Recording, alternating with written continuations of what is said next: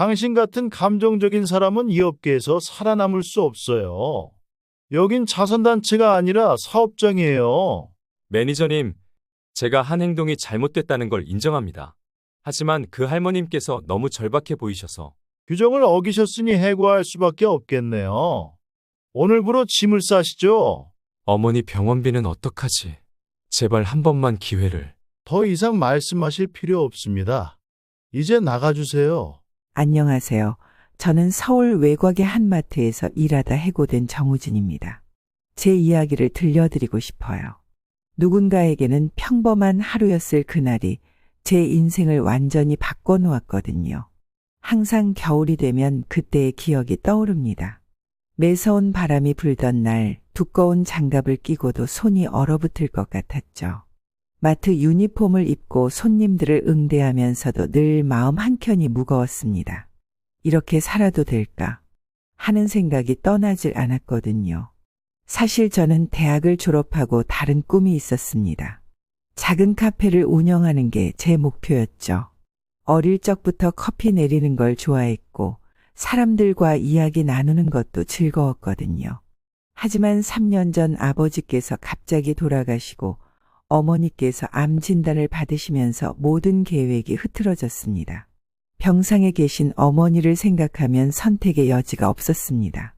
어머니의 항암 치료비와 병원비는 고스란히 제 몫이었으니까요. 처음에는 카페에서 아르바이트를 하면서 버텨보려 했지만 수입이 너무 적었어요. 그래서 월급이 조금이라도 더 나은 마트로 옮기게 됐습니다. 매일 아침 7시 출근해서 밤 11시까지 쉬는 날도 거의 없이 일했습니다. 힘들었지만 어머니께서 항암 치료를 받으실 때마다 꾹 참았죠. 우리 아들 고생이 많다 하시는 어머니의 말씀에 더 열심히 일할 수밖에 없었습니다. 그날도 평소처럼 일하고 있었습니다. 추운 날씨 탓에 손님이 적어서 진열대를 정리하고 있었죠. 그때 한 할머님이 쇼핑카트를 끌고 들어오셨어요. 김순자 할머님이셨는데 허름한 외투를 입고 계셨고 목소리가 떨리셨습니다. 저기, 장보기를 좀 도와주시겠어요? 보통은 바쁘다는 이유로 그냥 지나칠 수도 있었겠지만 그날따라 할머님의 모습이 우리 어머니와 겹쳐 보였어요. 어머니도 항암 치료 받으시고 나면 이렇게 힘없이 걸으시거든요. 네, 할머님. 제가 도와드리겠습니다. 할머님과 함께 장을 보면서 이것저것 설명도 해드리고 무거운 물건은 제가 들어드렸죠. 평소 같았으면 그냥 지나쳤을 할인 상품도 찾아서 보여드렸고요. 할머님께서는 계속 고맙다고 하시면서도 미안해하셨습니다. 젊은 사람이라는데 이렇게 붙잡고 있어서 미안하구먼. 아니에요, 할머님. 제가 해드려야 할 일인걸요. 그렇게 장보기를 끝내고 계산대로 향했습니다. 그런데 그때 문제가 생겼어요. 할머님께서 지갑을 찾으시다가 얼굴이 창백해지셨거든요. 어머, 큰일 났네. 지갑을 두고 왔어요. 정말 죄송합니다. 다음에 다시 오겠습니다. 할머님의 당황하신 모습을 보며 잠시 망설였습니다. 회사 규정이 떠올랐지만 할머님의 떨리는 손과 초조한 눈빛을 보니 도와드리지 않을 수 없었어요. 게다가 장바구니에는 반찬거리와 약 그리고 따뜻한 내복 같은 꼭 필요한 물건들 뿐이었습니다. 괜찮으세요? 제가 계산해드리겠습니다. 다음에 오실 때 갚아주시면 돼요. 할머님께서는 눈물을 글썽이시며 거절하셨지만 저는 제 카드로 결제를 했습니다. 금액이 크진 않았어요. 제 일주일 점심값 정도였죠. 하지만 이 장면을 본 매니저님의 반응은 차가웠습니다. 김우진 씨, 지금 뭐 하시는 겁니까? 여기가 당신의 개인 자선단체입니까? 매니저님은 사무실로 저를 부르셨고 그날로 해고를 통보받았습니다. 규정 위반이라는 이유였죠. 아무리 설명을 해도 소용없었습니다. 집으로 돌아가는 길은 정말 힘들었어요. 어머니 병원비는 어떻게 하나, 밀린 공과금은 또 어떡하나. 머릿속이 복잡했습니다. 좁은 원룸에 도착해서 병상에 누워 계신 어머니를 뵈니 마음이 더 아팠죠. 우진아, 오늘은 왜 이렇게 일찍 왔니? 아, 그냥 일이 일찍 끝났어요. 거짓말을 하면서도 눈물이 날 것 같았습니다. 하지만 어머니께 걱정을 끼쳐드릴 순 없었어요. 그날 밤 이불 속에서 얼마나 울었는지 모릅니다. 그런데 다음날 아침 예상치 못한 방문객이 찾아왔어요. 고급스러운 검은색 세단에서 내린 중년 신사분이었습니다. 정우진 씨 계십니까? 처음에는 누군지 몰랐습니다. 혹시 채권 추심이라도 하러 오신 건가 걱정됐죠. 하지만 그분은 전혀 다른 분이셨어요. 김 회장님이었습니다. 제가 도와드린 할머님의 아들이셨죠. 어제 우리 어머님을 도와주셨다고 해서 찾아왔습니다. 어머님께서 우진 씨 이야기를 많이 하시더군요. 알고 보니 김 회장님은 대형 유통그룹의 회장이셨어요. 그분은 어머님께 들은 이야기를 전해 듣고 저를 찾아오셨다고 했습니다. 우진 씨의 따뜻한 마음씨에 감동받았습니다. 요즘같이 각박한 세상에서 쉽지 않은 선택이었을 텐데요. 그리고 놀라운 제안을 하셨습니다. 그분이 마트를 인수하고 저를 새로운 관리자로 임명하시겠다는 거였어요. 처음엔 믿기지 않았습니다. 저 같은 사람이 어떻게? 저는 그저 평직원이었을 뿐인데요. 때로는 작은 친절이 그 사람의 진정한 가치를 보여주죠. 우진 씨라면 잘 해내실 거라 믿습니다. 하지만 그게 시작이었을 뿐이었죠. 새로운 관리자가 됐다고 해서 모든 게 순조롭지는 않았습니다. 오히려 더 큰 시련이 기다리고 있었어요. 먼저 직원들의 시선이 따가웠습니다. 실력도 없는데 운으로 올라왔다는 소문이 돌았죠. 특히 저를 해고했던 전 매니저님은 지역 커뮤니티에 안 좋은 소문을 퍼뜨리기 시작했어요. 돈으로 자리 샀다더라. 능력도 없는 사람이 꽝짝 올라갔네. 이제 마트가 망하겠구나. 직원들도 둘로 나뉘었습니다. 저를 지지해주는 분들도 있었지만 여전히 전 매니저님 편에 서서 저를 무시하는 분들도 많았죠. 심지어 일부러 제 지시를 어기기도 했습니다. 그러던 어느 날 한 봉투가 제 책상에 놓여 있었어요. 열어보니 이 자리에서 물러나라 는 협박성 메시지와 함께 찢어진 사진이 들어 있었습니다.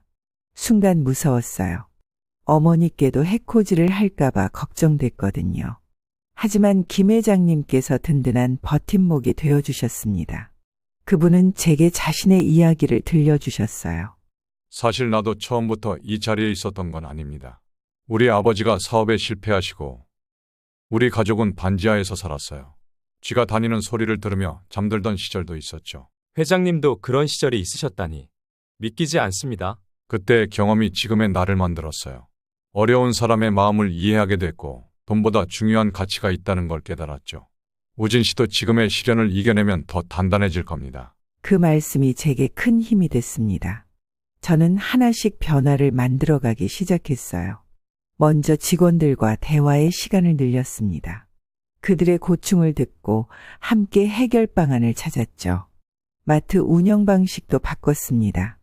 단순히 물건을 파는 곳이 아니라 지역 주민들이 편하게 찾을 수 있는 공간으로 만들었어요. 독거노인분들을 위한 배달 서비스도 시작했고 지역 농산물 직거래 장터도 열었습니다.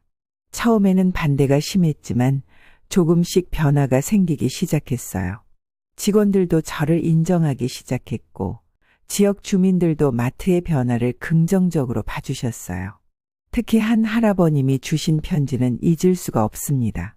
자네가 이곳을 바꾸고 있다는 소식을 들었네. 우리 같은 소외된 이웃들에게 희망을 주어서 고맙네. 작은 정성이지만 이걸로 어려운 이웃을 도와주게. 봉투 안에는 10,000원짜리 지폐 몇 장이 들어있었어요. 순간 가슴이 뭉클했습니다. 그 돈을 직접 받을 순 없었지만 할아버님의 마음만큼은 고스란히 전해졌거든요. 할아버님, 이 마음만 받겠습니다. 대신 이 돈으로 우리 마트에서 어려운 이웃을 위한 물품을 구입해서 전달해드리면 어떨까요? 할아버님께서는 흔쾌히 동의하셨고 이것이 계기가 되어 이웃사랑 나눔 코너를 만들게 됐습니다. 주민들이 자발적으로 기부한 물품을 진열해두고 필요한 분들이 가져가실 수 있게 했죠.